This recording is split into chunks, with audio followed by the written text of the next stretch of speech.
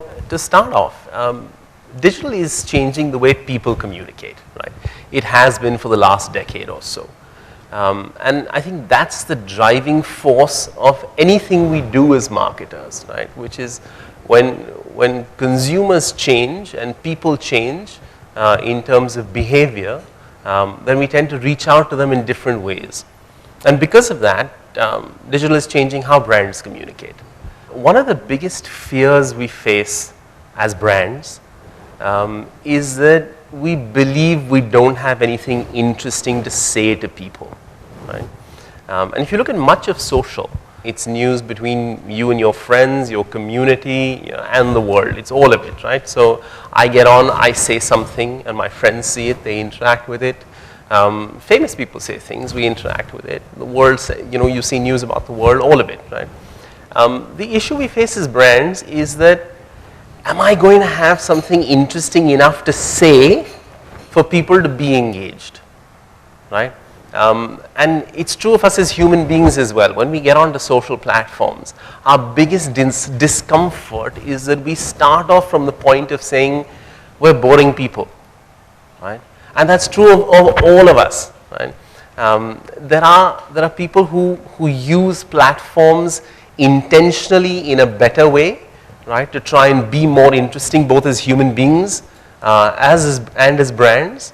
And there's a lot we can learn from them from a brand perspective, right, from being able to create content that is interesting enough for people to want to engage with you, right? The second fear we have as brands, so one is boring. The second fear we have as brands is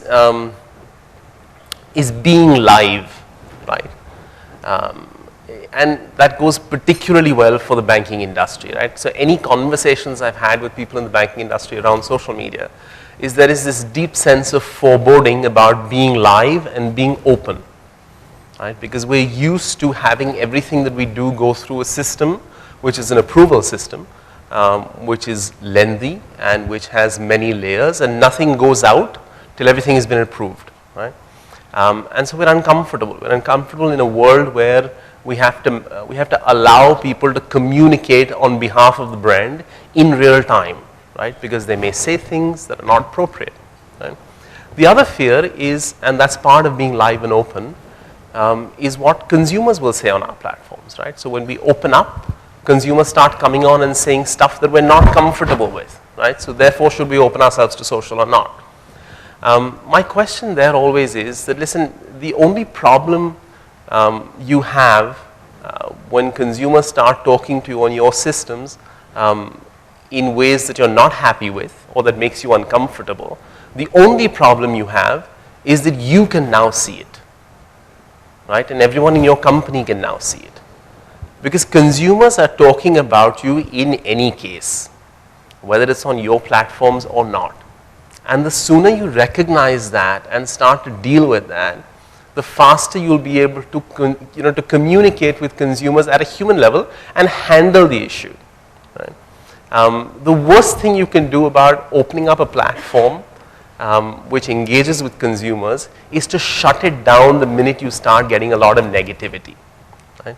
Because that negativity exists. It's not going to disappear. It just exists on platforms that you're not looking at now, right? And you're just not handling it. That's the only issue, right? So that said, I'm just going to go on to now the rest of the talk. I'm going to cover a few themes here, broadly about digital and brands and communication in this space. So the first one is stories triumph over technology, right? And this is, again, from the point of view of brands and from the point of view of digital. If I look at the last decade, a lot of the engagement that we saw as brands with digital media was technology driven, right? So there is a new platform, it operates on X technology. How do we get onto that? How do we leverage it best, right? What technology are we building for ourselves? What applications are we creating? How are we going to engage with consumers? What's the tech behind it, right? I believe we're now moving to a point where brands understand and marketers understand that there are other people creating technology. It's not really an area we need to be concerned about, right? It can be done. As marketers, the bigger question is, what is the story we want to tell, right? what do we want to say? Once you decide what you want to say, then you can figure out how do you take that story across platforms, what's the most appropriate way to use it, what's the technology that can really drive it and help consumers interact with it better. Right? So Dove is a brand that I believe is one of the most successful social brands in the world. And year after year, the brand innovates and finds ways to connect with consumers at an emotional level and make them feel better about how they look. Right? It's that simple. Right? Now, you can look at soap and say, okay, fine, there's a degree of emotional connect I can build on how people feel about themselves. If I draw a parallel to banking, right?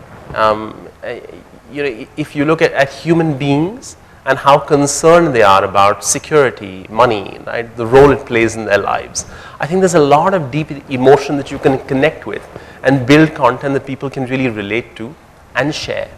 Why should anyone look at this piece of content and share it with their friends? Right? When we start out as brands saying, I'm boring, what can I show people that they're interested in?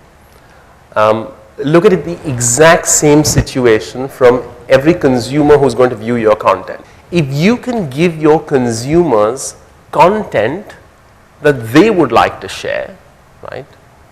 That's how you win the whole communication piece on digital. Right? If you look at it not from the point of view of why would anyone be interested in what I have to say, but what can I create that people would be so interested in that they would believe that it's not just relevant to them, but to their communities as well. Right? That's when you will see the multiplier effect of it. Yes, digital has its unique uses, but when you're thinking of engagement and storytelling and large campaigns, it needs to be woven in as well. Right? So that's the bit about stories. I'm going to go on to another theme now, which is the art of content and currency in social media. Right? The big question we often have as marketers is how do I do this, right? If I want to build a team that can look at current affairs and what's happening in the world right now and really respond to that in a manner that's relevant to my brand and to my consumers and create content from that my consumers can enjoy and share and is still deeply rooted in the brand, how do you do it? Right? In order to be able to do this kind of work, right, where you're tracking what's happening in real time in the world today and creating content for your brand that is current, relevant, and enjoyable for your consumers, you need a team behind it, right? It's not something you can do with one person, it's not something I can do. I mean, we try to do it on our own profiles, but we're fairly bad at it as individuals, right? When you want to do it for a brand, you need a team in place. You need people tracking every morning what's happening in the world, what's the most interesting piece that you can use to connect your brand. You need a creative team ready to create something for you that is interesting enough for people to look at and share. And then you need to put it out by the evening, right? If you put it out 2 days later, the news is dead. Nobody's interested anymore, right? Because stuff moves that fast in the digital world. The next one is about authenticity, openness, talking to consumers, being open to criticism, resolving that on a day-to-day basis. The day you open yourself up to social media, which is open yourself up onto a platform where consumers can reach out to you directly and talk to you, you will get more complaints than you ever got before. Right? For the first month, the first 2 months, the first 3 months, it won't go down, it will in fact go up. Right? The minute you open up a social media platform where consumers get the sense that you're addressing their issues, they will want to raise more issues. Right? So expect more complaints. Right? Expect people to be more vocal, to share more, to complain louder, to complain about more things than they did earlier. Right? But when you respond, and when you consistently respond, and when you personally respond, right, you'll find your satisfaction scores improve. You'll find over time that the noise settles. Right?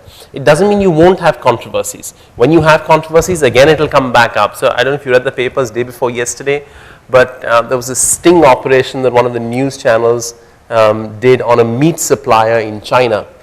Someone who supplies meat to the KFCs and McDonald's in China, and found that hygiene levels inside that unit were really bad. There are huge reputation issues that keep hitting brands, right? But the more open you are, the more willing you are to listen and resolve, the more you will find that the noise dies down, and you'll find supporters as well, right? Most of you followed the national elections fairly closely, right?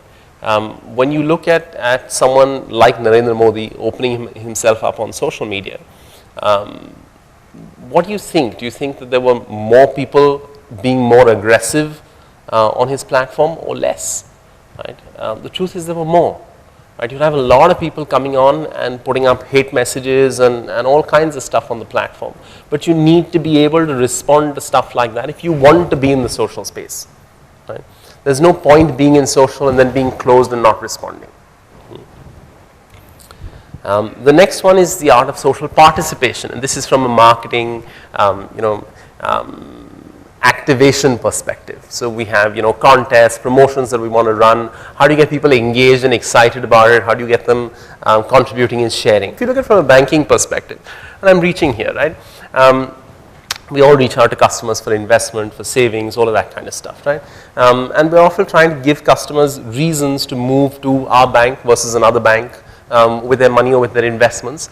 And it's a fairly level playing field, right? So when I have conversations with my investment advisors and stuff, and when someone new comes to me, I'm always thinking like, listen, what are you going to do different for me? Why should I move? I'm happier just not moving anything and just leaving it all in one place, right? What if you could do something fun with digital, which is say, give me a virtual amount of money, right? Don't move anything to me. Just sign up to say, okay, fine, I'm virtually giving you 10 lakhs. It's not real.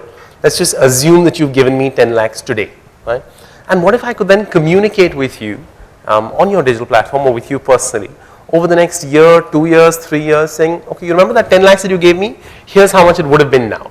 And here's how much it would have been now. And here's what you could have bought with it. And here's where you could have gone with it, right? And if you can just make that a little more human, right? Today on digital, it's easy for you to figure out for me as an individual, what am I interested in, right? If you can link that to my interest, right? So, if you as a brand would track me on social media or on my search profiles and all, you know I'm interested in superhero t-shirts, you know I'm interested in travel, right? And how hard would it be to say that, listen, that 10 lakhs that you placed with me, you could have earned this much on it by now, and here's how many superhero t-shirts you could have bought, and here's where you could have traveled to next, right? So it's just a thought. Now I'm going to come down to technology, how you can use technology to make digital interactions fun for consumers. You could ask a question and ask people to answer it. It could be anything, right? So it's just a simple idea of understanding where are our consumers, where do they engage with digital, and how can we use that. When you use technology well, it makes consumers interested in it and they want to share it as well. Again, we all have loyalty programs on our cards with points. Redemption is a huge issue for us. We can't get people to redeem enough. They don't see value in the point system. What if you could do a bunch of videos about just people using their points for stuff that is magical, right? Even if it's simple gifts that they gift to people that they love, you can create stories around it. And this is a challenge I face with many brands and marketers saying, we can't be funny, the product is too serious, right? And I'd encourage you to reevaluate that, right? Because human beings love humor and they love it in any environment, right? Just because a brand operates in a serious category, it doesn't mean it can't use humor effectively. Digital is not a free medium, it's not a cheap medium, right? It isn't. Look at it as you would any other media.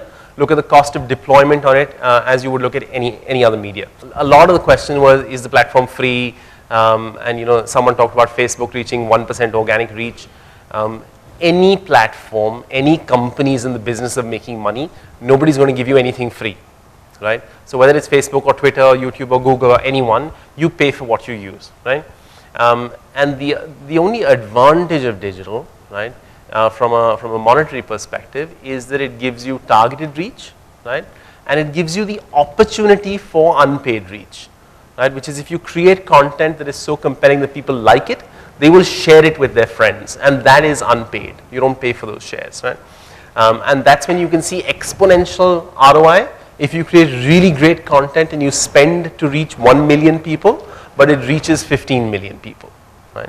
But you need to spend to reach 1 million for it to have any hope of getting beyond that. If you don't give it that initial push, it's not going to move, it will die out. Nobody will see it. And the reason nobody will see it is because every digital platform needs to make money. So unless you push it on those platforms, it will not move. Credibility doesn't come from advertising. right? Your spend is never going to give you credibility. And you know, we've tried that over many years for many clients on television, right? Clients who have no credibility in the real world or struggle from a credibility perspective try to spend a lot of money on television saying trust me, respect me because I'm this large, all of that. It doesn't work, right? Your credibility comes from what you do and what people see you doing, right? And in the digital space, that really is in the space of you know, it's a mix of many different things. So it can be the stuff that you put out about what you're actually doing in the real world. And second is the way you respond. If somebody has an issue, how do you respond to that issue? Right? And the whole authenticity part of it is really knowing that nothing is secret anymore. Right?